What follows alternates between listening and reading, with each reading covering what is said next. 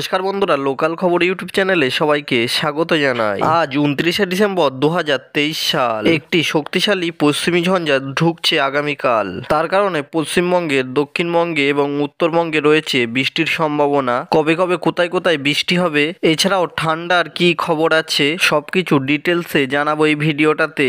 তার আগে আমাদের এই ভিডিওটাতে একটা লাইক করে আমাদের এই চ্যানেলটাকে সাবস্ক্রাইব করার রিকোয়েস্ট রইল। আগামীকাল অর্থাৎ 30 তারিখে খুবই শক্তিশালী পশ্চিমী ঝঞ্ঝা প্রবেশ করবে ভারতবর্ষে, যার কারণে লাগাত হিমাচল প্রদেশ, উত্তরাখণ্ড ও জম্মু কাশ্মীরে, তার কারণে এইসব জেলায় চলবে ভারী বৃষ্টি এবং তুষারপাত। এই সমস্ত জেলায় বৃষ্টি চলবে জানুয়ারি 2-3 তারিখ অবধি। সেই পশ্চিমী ঝঞ্ঝাটা যত এগোবে নিম্নচাপও তত এগোনোর সম্ভাবনা রয়েছে। এবার দেখে নিই জলীয় বাষ্পের জন্য পশ্চিমবঙ্গের কোনো জেলায় বৃষ্টি হবে কিনা। প্রথমেই দেখে নিই আলিপুর আবহাওয়া দপ্তর কি বলছে। এর কারণে উত্তরবঙ্গের কিছু কিছু জেলায় বৃষ্টি হওয়ার সম্ভাবনা রয়েছে।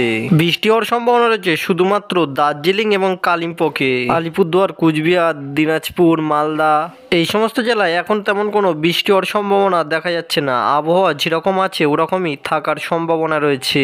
এবার দেখে নেব দক্ষিণবঙ্গের জেলায় জেলায় কেমন আবহাওয়া পরিস্থিতি থাকতে পারে। কলকাতা, হাওড়া, হুগলি, উত্তর 24 পরগনা ও দক্ষিণ 24 পরগনা এই সমস্ত জেলায় এখন তেমন কোনো 2-3 দিন কোনো ভারী বৃষ্টি হওয়ার সম্ভাবনা দেখা যাচ্ছে না। কিন্তু এই সমস্ত জেলায় আবার আজকের থেকে একটু ঠান্ডা বাড়ার সম্ভাবনা রয়েছে।